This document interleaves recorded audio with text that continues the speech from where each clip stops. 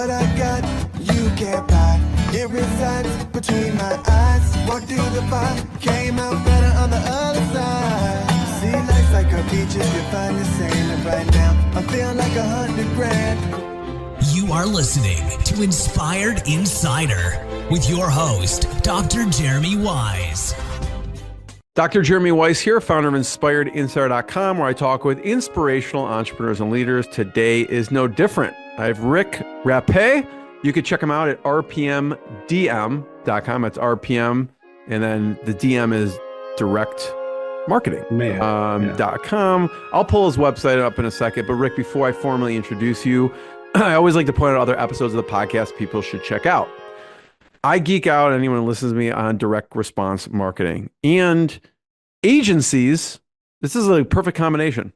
Agencies that will do direct response marketing for you. So some of my favorites, direct response marketing episodes, Jason Fladlin of Rapid Crush, he talked about mastering the art of webinars, which was powerful. I had a panel, Rick, of Brian Kurtz, Richard Armstrong, and John Carlton. Brian really was second in command at Boardroom. I think at its height was doing $150 million, sending lots of books and other things to people. I think he sent billions, I'm sure you have too, billions and billions of things in the mail for people from a response. That was a really good episode. Also, two May They Rest in Peace episodes, Joe Sugarman, who started Blue Blockers. Do you know, have you know Joe? Know of Joe? I don't know him, but I've definitely heard the name. Yeah.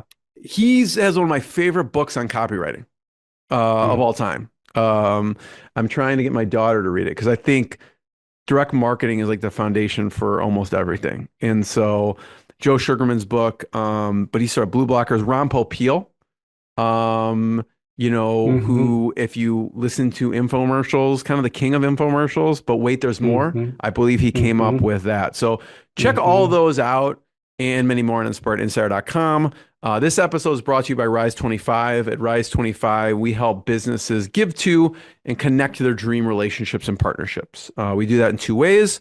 One, we help companies launch and run a podcast. We're an easy button. So we do the strategy, accountability, and full execution. So Rick, we kind of are the magic elves that run in the background and make it look easy for the hosts. They can create amazing relationships and amazing content. We also are an easy button for a company's corporate gifting. So we make gifting and staying top of mind for clients and partners and prospects easy. If it's staff members, we don't do this at scale like Rick. This is like, okay, people have like a set group of partners. If they have a set group of clients or a set group of staff that they really want to just show some love to, we will set up, gifts that go out on a certain cadence so that people get some nice things in the mail. We like to send food, actually, because I like to get food.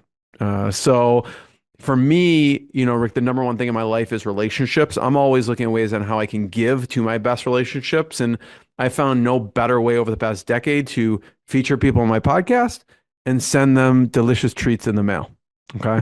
So if you have thought about any of these things, go to rise25.com or email us at support@rise25.com.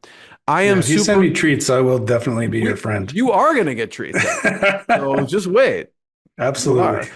I'm excited to introduce Rick Rappe. He's a direct response and direct marketing expert with over 30 years experience creating and managing some of the most successful direct mail campaigns, sales channels in the country for companies like AT&T, DirecTV, LifeLock. And actually, we'll talk a little bit about in 2007, he said this, not me. He escaped the corporate world. Okay. And we'll talk about what that means. But Rick and the RPM team really believe, it's not even believe, it's true. Direct mail should work harder and cost less. And they deliver smarter, more profitable campaigns for their clients.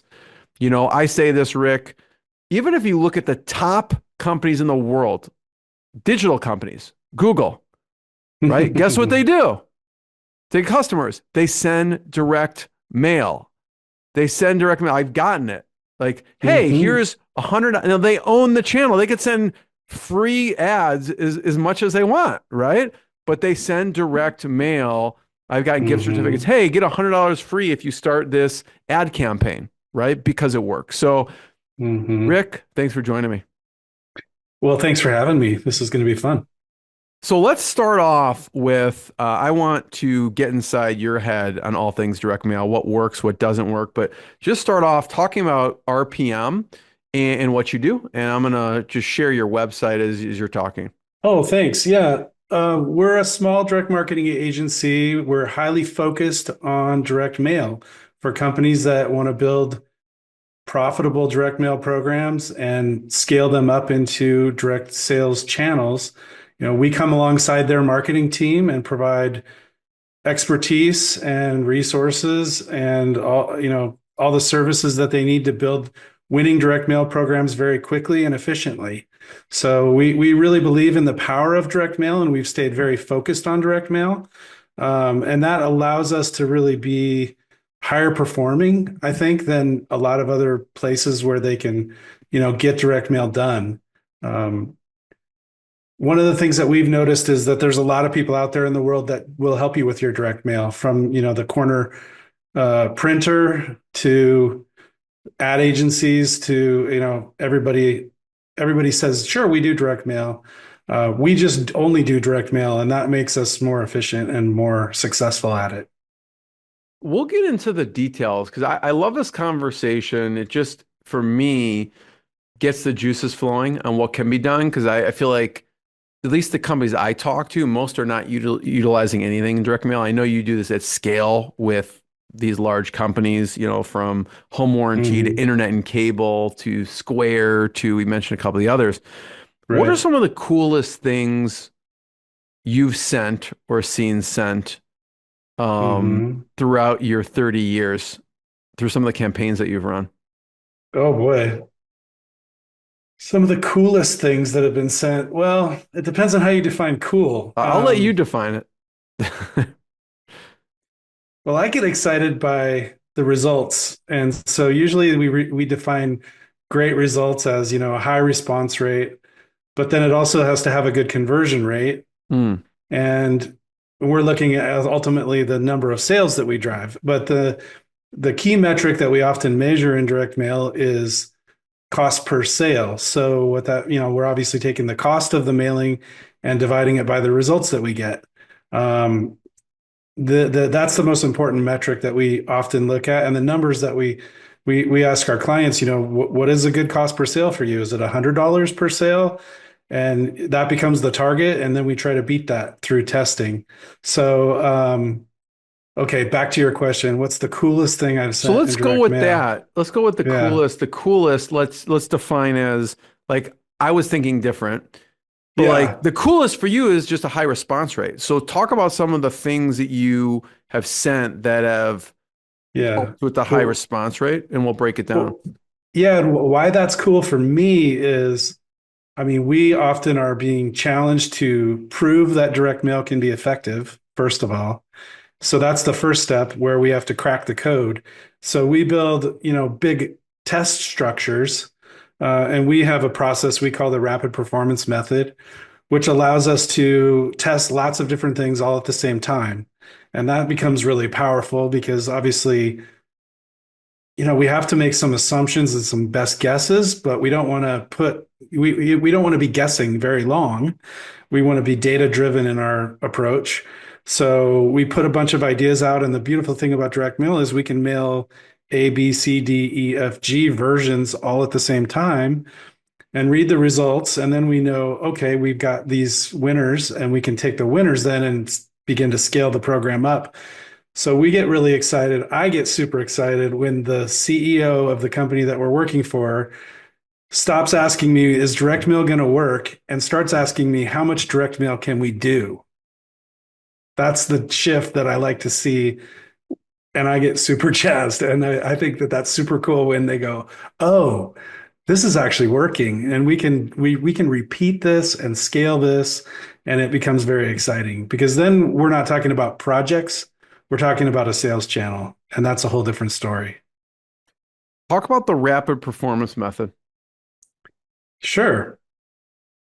Yeah, the rapid performance method was kind of developed over many years, and it's an approach of testing uh, offers, creative ideas, formats, as well as list segments and list targeting. Sometimes different segmentation approaches. So we put all of that together into a matrix and we send it out and test. And then we're using some, obviously tracking and analytics on the back end to get a read on the performance of that program as quickly as possible so that we can leverage the learning and move forward into something that is that is going to be predictable, going to be more proven, and then moving in that right direction. So it's just a way to accelerate learning, really. Too many people approach direct mail the wrong way, and that is like, hey, let's try a postcard. And they throw one postcard out in the mail and it doesn't work. And then all of a sudden they're like, well, direct mail doesn't work. Well, that's not right. You just didn't do it correctly. So our approach is much more the proper way, the scientific way to find the needle in a haystack. And it can be done very consistently if you do it the right way. And that's why the rapid performance method was created. Let's talk about mistakes, right? You brought up one, hey, I'm just going to send like 10 in the mail and it's going to, I get the same thing with podcasts. Like I tried doing 2 podcasts, it doesn't work. I'm like, well, that's not, yeah, I agree. Yeah, Right. And then we're right. like, what's your sales cycle? Well, it's 6 months. Like, okay. So you did one, Hmm. so the mistakes you've seen, people Yeah, just try it, right. send a very low amount in a postcard and they say it doesn't work. What other mistakes do you see people make? Yeah, the postcard approach is a mistake because there's a time and a place for postcards, and they're not the best solution for everything. Um, so we see a lot of people do postcards because they're super easy to execute and quick. So they're low cost, and you can do them kind of yourself at low volume.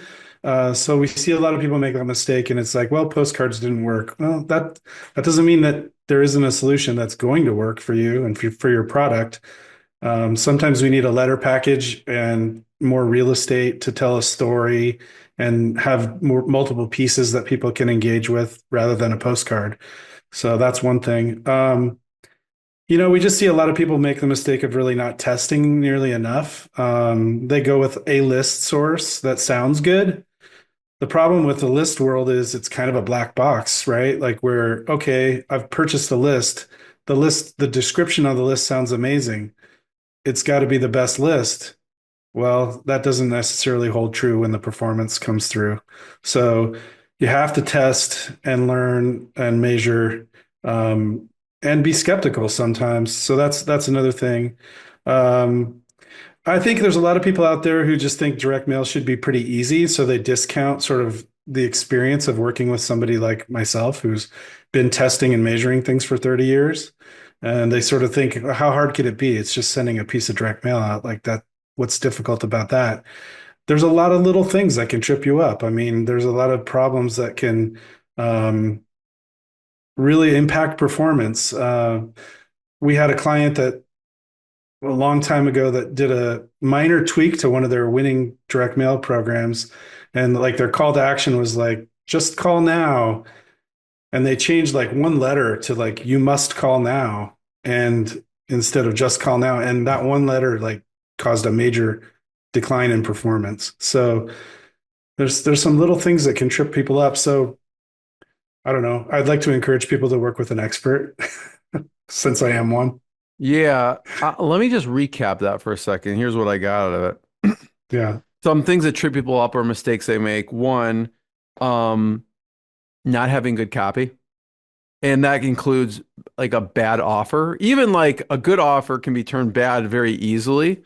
sure. Um, you know, Yes, I should have mentioned offer. You're absolutely right because offer is a huge driver of direct mail performance.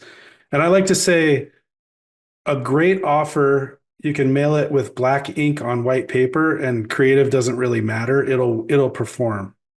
You know what I mean? The offer is key. And then if you can have good creative on top of that, that'll also help. But it's not the only thing. And a lot of times people make the mistake of getting really focused on creative or design, I should say, maybe. And they discount offer and they discount copy. And that's a mistake for sure. Yeah, and if the offer is terrible, it doesn't matter in the end. You If the know? offer's terrible, you can mail something that looks amazing and is written by the best copywriter in the world and it won't perform. Yeah. Exactly. Well, that's So, why what's interesting is like if any one of these things is not functioning on full, full cylinder, it's not going to work, right? And you mentioned yes. bad list source. It doesn't matter if you have the best offer, best copy at all, not going to work, right? Not testing obviously is a big one.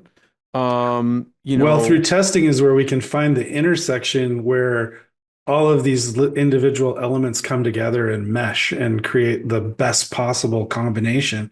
That's where the magic happens in direct marketing is when you've got the winning copy platform, the winning design, the winning format, the winning offer to the winning list. There you go. That's going to be a magic piece that performs two, three, four times the performance of, other things.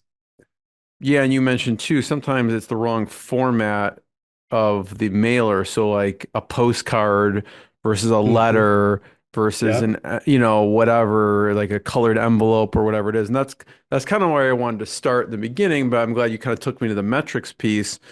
Hmm. What are some other things? And maybe we'll take an example. I don't know if we should take, the warranty, home warranty example or internet and cable, just to give people an example of what are some of the things you do send in the mail. Yeah. Yeah. Well, we send all different types of formats. The internet and cable, I will use an internet and cable company example where they rely heavily on postcards, or they have. Many companies do. Um, I've worked with several internet and cable clients now for many years based on my experience in the past with AT&T. And um, basically, I started steering them towards higher performing, letter packages. And then one of the biggest breakthroughs I found for internet and cable companies, to be honest with you, was to try a mini catalog, an 8 page or a 12 page mini catalog, like a almost like you'd see like a product catalog. But we would do a spread on, internet speeds and a spread on TV cable packages and a spread on home phone, and then have offers and a letter at the beginning and things like that. And that particular format would blow the doors off the call center. Like the people would respond to it, and it had super long response cycle versus postcards, which usually drive a quick response and then it drops off really quickly. So this catalog format was a huge breakthrough. Now it was more expensive than a postcard, of course, but from a cost per sale perspective, it was much cheaper because of it was driving so much higher response. So that's the kind of thing that clients get excited about when they realize, like, oh wow, it's more expensive, but it's justified. It's justified in the results. So Yeah, we're looking, by the way, if anyone's watching the video here, or if you're listening to the audio, we see there is a page on Enric's website here, and I'm just in the work page, and I like to poke around to see this, and it's like it's pretty amazing. you're Managed looking at over my AT&T 1.5, yeah, the AT&T AT&T specifically, case study. 1.5 billion pieces of direct response marketing just Yeah. in this one campaign. That's pretty wild. Well, that was 10 years of my Well, yeah, life I understand. Yeah, working it's for eight. AT&T, and I Yeah. counted up the pieces of mail that I Yes. sent. But do you want me to talk about that? Yeah, go ahead. Yeah.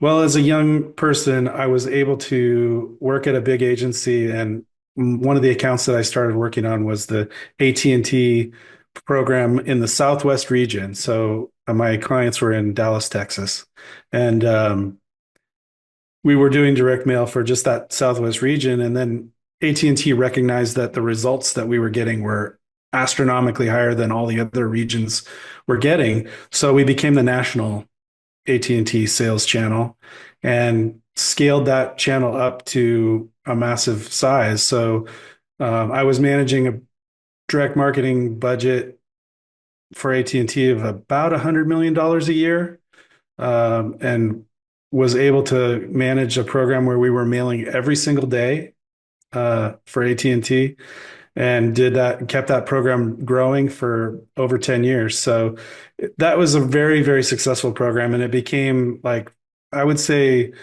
probably driving 20 to 25% of AT&T's total sales was from direct mail back then. So Wow, it was a that's great pretty learning amazing. experience. That was probably that was obviously a really fantastic learning experience for me to be able to use that much, have that much budget and test and measure and do anything that I wanted in the course of things. I'd love to hear, Rick, and we'll talk about there's some guiding principles that you took from, this AT&T that obviously you bring into RPM. But I do want to talk about what has surprised you either on the good or bad side. Like to me, it seems a little counterintuitive maybe to, okay, we're going to send a bulkier, bigger catalog and get better response, right? Yeah. What have you been surprised with? Like, oh, you're like, I think this may work, but may probably not, and it really worked, or on the Yeah. flip side, oh, this is going to kill it, and then crickets. Um, What yeah, surprised that's you? a good question. You're going to make me figure out what my biggest failure was. Uh, Exactly. I can tell you some of the six. I'm going to focus on the first part of your question, the Okay, go ahead. successful things. Uh, we like to develop formats that have little interactive elements. So, like, instead of a self mailer that folds together perfectly, we'll have like one panel that's off and has kind of a reveal edge. That little tweak makes it kind of easier to open and also makes it more interactive. And those things can really help response. Or like a zip strip, something that's die cut so that when you pull it, it goes and opens up, and There's a that certain kind of satisfaction to that also. yeah, they're sort of like they demand that you pull them. Or we recently got a really significant lift in performance for one of our largest clients with a embossed paper stock on Hmm. the envelope and kind of a die cut shape that hangs out on the backside of the envelope, which is really interesting. But these little sort of unusual things stand out and demand that people, pay more attention and interact with the piece. But yeah, I think scratch offs and like pop out panels and zip strips and reveals and little tabs that those types of things can really help. So we definitely spend a lot of time mailing the standard formats that you'd see in direct mail, but a lot of times we take those and we kind of improve upon the basics. As you're thinking of some that you were overconfident about, that Yeah. didn't work.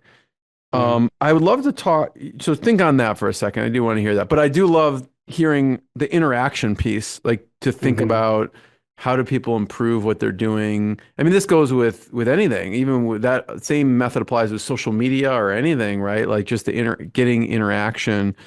I know Hmm. if I got something that was kind of like off, I'd want to rip it open because I wanted to like line it up, like my Hmm. mind. So, um, it's like psychologically interesting to hear that. Um, Hmm. so before you talk about maybe what you were overconfident about, but the Hmm. outside of an envelope, right? What are some of the things that maybe should and shouldn't on the outside? Because I know, there's an A pile, B pile, and C pile, and like if I look at it, it may go right in the garbage, right? And so people, no matter how Right. good the inside is, if the outside is bad, I'm not looking, or Well, people aren't looking at it, right? if you know about the A, B, and C pile, you know a lot more than most people know about direct mail. You're talking about the way that people sort their mail when they come in from the mailbox. And the post office has studied this extensively, right? So people do the first sort where they put junk mail in one pile, obviously promotional mail. And then they'll put, personal bills and official mail in another pile. And they'll put like personal correspondence, greeting cards, those types of things, and personal letters in a third pile. And that's, obviously everybody does it a little differently. But yeah, that's good that you know that. That's interesting. As far as the what on the envelope works, Yeah, like how yeah, do you thinking get about your those, stuff into the B&A file, right? Like you yeah. Yeah, well, promotional envelopes can work with the offer right on the outer envelope. That's okay sometimes. And it certainly is something that we do, and it performs in certain instances and for certain clients, certain offers. We use that approach in internet and cable quite a lot. Other clients, for example, like the home warranty client that you mentioned, we do much more official mail for them. Things that get into a pile that, where the initial reaction is sort of, what the heck is this? Like it's something official. I got to open this to figure it out and find out more.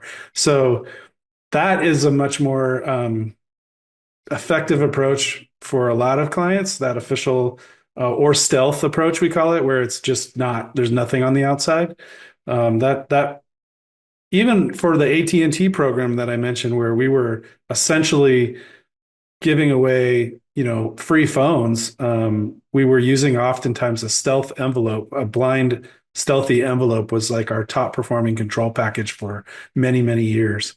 So when you say stealth, just describe it. I think there's no like return address. Like talk about the outside, what that looks like for people so they can visualize it.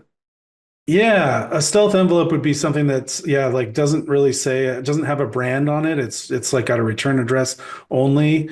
And it might have a stamp on it so that it looks like, you can't necessarily tell that it's direct mail, or as easily tell it's direct mail, and no copy on the outer envelope at all. So that's a top performer for a lot of clients out there. I mean, if you study direct mail, it's very widely used.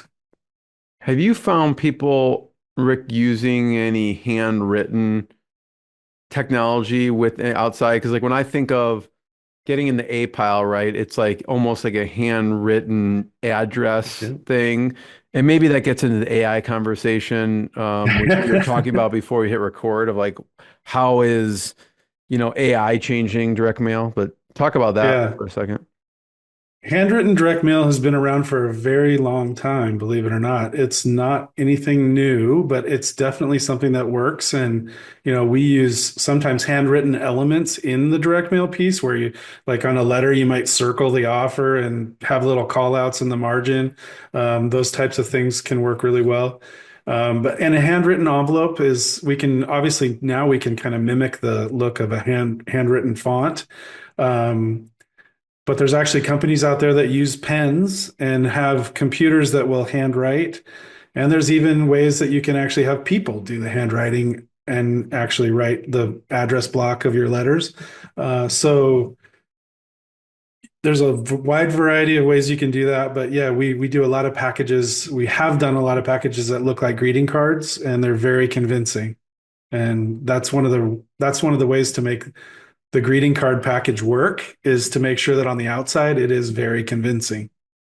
So We'll talk about how AI, some of the stuff on AI and how AI is changing direct marketing, but I still want to go back to anything that you thought was going to work really well and yeah, didn't. yeah, Because yeah, I like yeah, I've gotten, you know, 10 different copywriters, direct response marketers in a yeah, room talking, and it doesn't, even the best ones in the world will not, they'll like think it's going to work and it doesn't for whatever reason. Maybe it's a list, yeah, maybe it's what was sent. I don't know. So what was yeah. on your list of like, this is definitely going to work, and then maybe it just didn't work like you thought?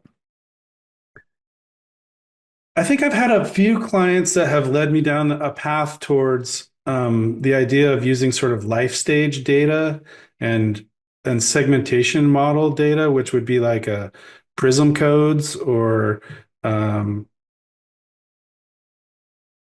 something that tells that segments the population into different types of people, Mm, and then saying based on that segmentation model, we're going to personalize like the images and the copy to fit that segment. mm. Like if you So it's sent a like AT&T to personalization like strategy. a Hispanic community or whatever, and maybe the creative would be more like the pictures of people that look like them or Caucasian or whatever it is, that kind of thing.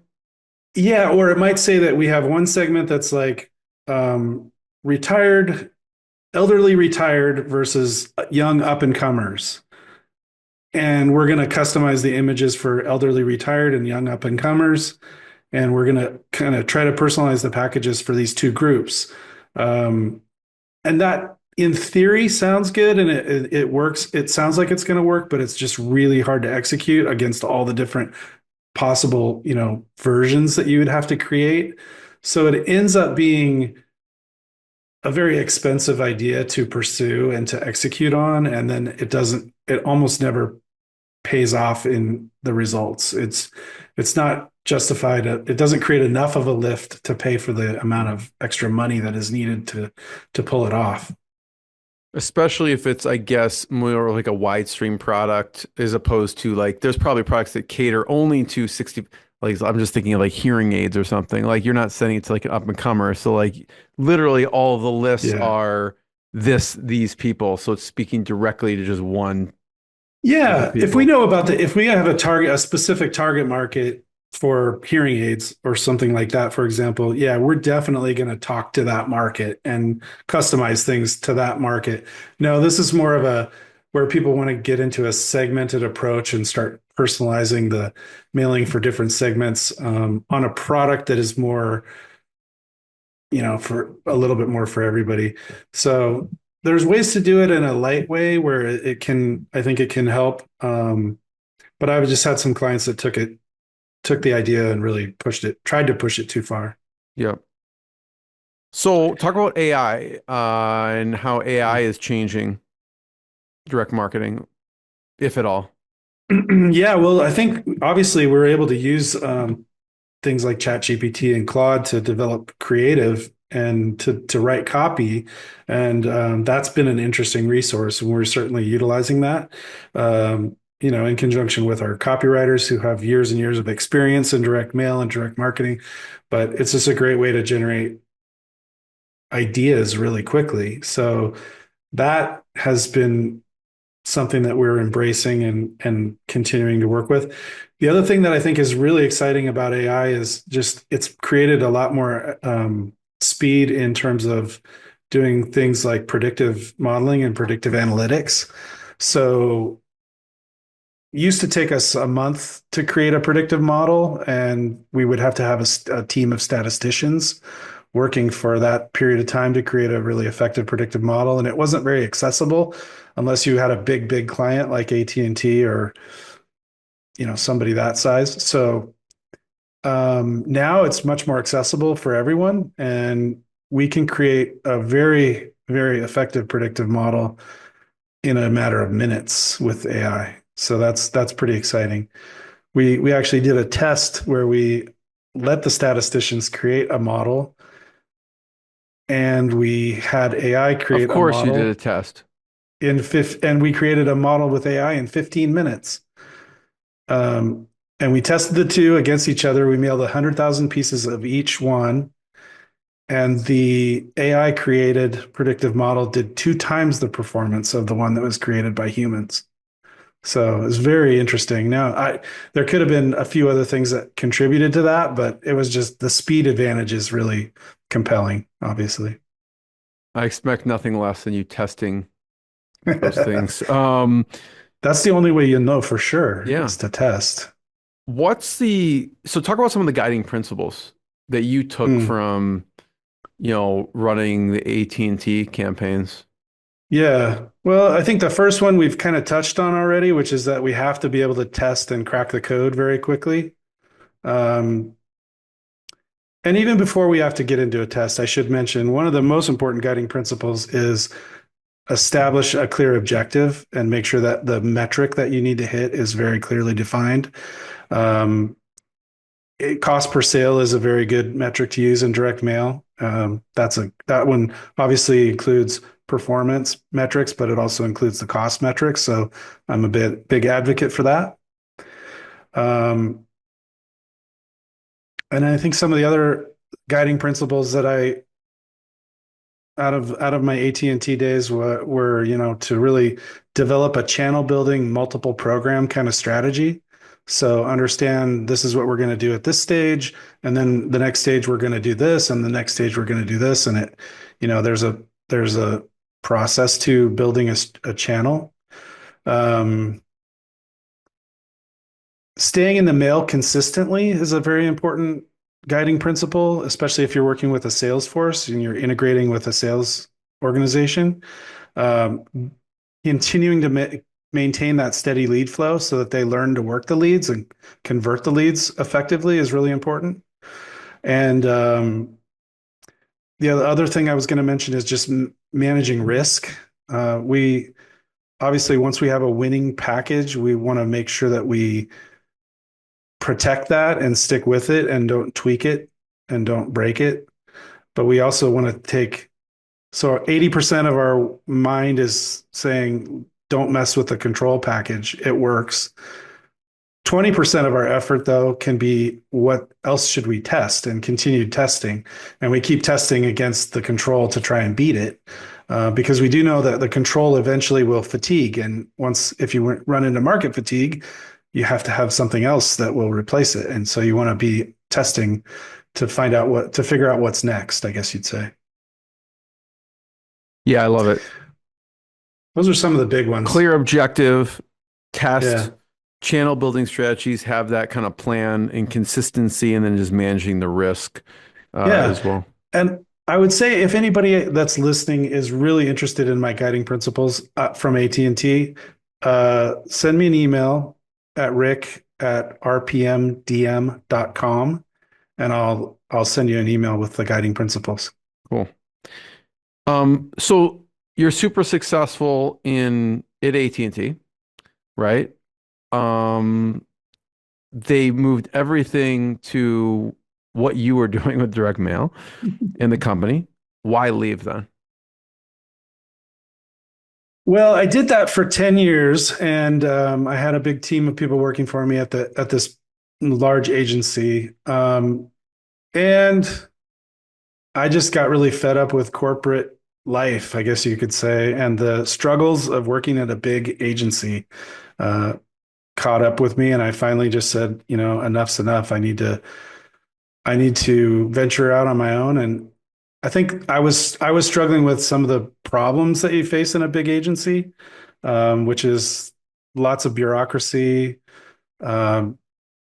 Agencies end up having a lot of junior level people that are managed by more senior people, and so that can be a struggle and difficult at times, and it's not really very great for serving clients' needs. So I just decided that it was time for me to venture out on my own, and I really wanted to start an agency that was smaller and more nimble and better suited to meeting clients' needs. And I think I was able to build RPM with that in mind. So that's what we've done. For you now, Rick, obviously not everyone has $100 million a year budget. What other type of clients do you work with? Yeah, we work with regional companies, internet and cable companies, sometimes, home warranty companies, different home services companies will come to us, and they may not be national brands that you would recognize, but they're, regionally focused and big enough to have a need for direct mail and the desire to do it, really effectively. And that's where we really come alongside their marketing team and become a really good resource, because I think, like you said, you said your goal is to make it easy for your clients, and that's the same with us. We want to make it easy for our clients to build direct mail into a really highly successful channel. So did I answer your question? Yeah. Is there any new things in direct marketing that you want to talk about? One of the things I like about direct marketing too is like they're not changing the algorithm, like people are advertising on Facebook and like the stuff changes. And this with the mail, I find it's reliable, like you said, in the mail, right? And it shows up. Yeah. Maybe even less crowded these days, to be honest with you. But What Yeah. is there anything new that you have found that you want to talk about? Well, there's a lot of exciting things that we can do with direct mail plus other things together, integrations with digital marketing. So we can obviously integrate and do, for example, we can do predictive lookalike modeling. So we're looking at your customers and creating that lookalike model that finds all the other people that look just like them or behave just like them, we hope. And then we can target them with direct mail, but we can also target them with TV, radio, digital display at the same exact time. And so that we can actually find their devices in their household and kind of create a symphony effect where everything's landing at the same time. That's obviously a powerful tactic and can be really effective. It's one of those things where you also have to be aware of like how much does it cost because it sounds great. It sometimes isn't as great as it sounds because of it's expensive, but you're maximizing your sales by doing all that at the same time. Um, what else is new? I think there's a lot of innovation right now in terms of how things are being produced. So there's a lot more that we can do with high speed digital color personalization. There's things like that that are just changing and making mail more cost effective and bringing the cost down, or at least keeping the cost the same in an inflationary situation. So those are some of the things that come to mind. I wish I could In think the of more. target of like TV, radio, digital, is that basically are they having to interact with the direct mail first or how, like are they snapping a QR code? Like how does it work? How are you doing that? In that particular in that case, we can target without really them having to do anything. So before they've responded, we can hit them right leading into when they're going to get the Mm. direct mail piece with digital impressions and TV impressions and radio impressions, and then even right after they hit the mail. So it's kind of like hitting all at the same time. It's really a multi-channel approach. Yeah. Multi-channel, omni-channel Without approach. them Yeah, even having to take exactly. an action. Right, right. But oftentimes, what you were saying with QR codes, I mean, there's lots of ways to integrate direct mail with digital as a response channel as well. Obviously, we use QR codes on a lot of things, use URLs to drive to web pages, and sometimes we even integrate video into a direct mail piece through use of a QR code. We can even buy a particular format of direct mail that has a screen and includes a video in the direct mail piece itself. That one's pretty slick, and that's something that we would like to do more of. It's very interesting. First of all, Rick, I have one last question. And more along just mentors of Mhm. yours through your business career. It could be colleagues, mentors, and what you've Mhm. learned. But I do want to just point people, if you've been seeing the video, if you haven't, you can check out Yeah, rpmdm.com to learn more about yeah. Rick and the company and to check out the work Mhm. they've done and some of the methodology that we've been talking about. Mhm. Um, and since, we're both a part of EO, I always like to ask, mentors, and some maybe lessons you learned from some of those business mentors. Yeah.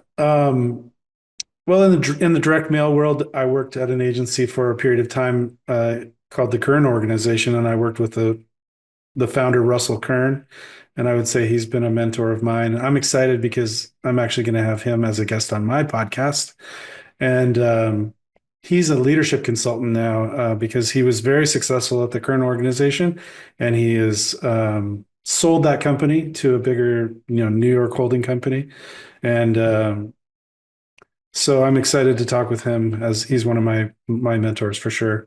And I think he literally wrote a textbook about direct marketing. So um, I'll have to look it up. How do you spell his last name? Kern, Okay, Kern. cool. Russell Kern. Yeah, yeah. And then it could be distant mentors too. I know you read a lot or listen to a lot of books Hmm. or podcasts. What are some of the resources you encourage people to check out that you love? um,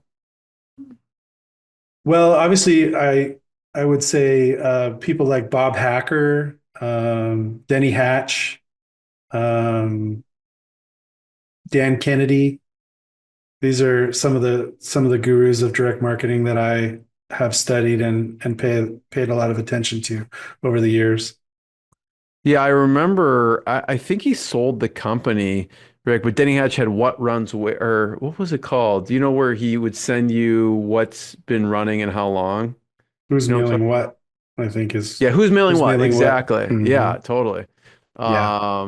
Love that. I love, I definitely love the Dan Kennedy stuff as well. Rick, thanks for sharing your journey. It's been pretty crazy. Who would have thought when you started working that you'd be like just running the AT&T and T and then parlaying that into helping others really be successful with direct mail. So people can check out rpmdm.com to learn more. And also you could check it out, Rick's podcast when you go on his page and you'll see some legends on there that he'll have on and they'll talk shop. So I'm looking forward to seeing those as well, Rick. And thanks everyone. And Rick, thanks so much. Thank you. Talk to you later. What I got, you can't buy. It resides between my eyes. Walked through the fire, came out better on the other side. See, life's like a beach if you find the sand. And right now, I'm feeling like 100 grand.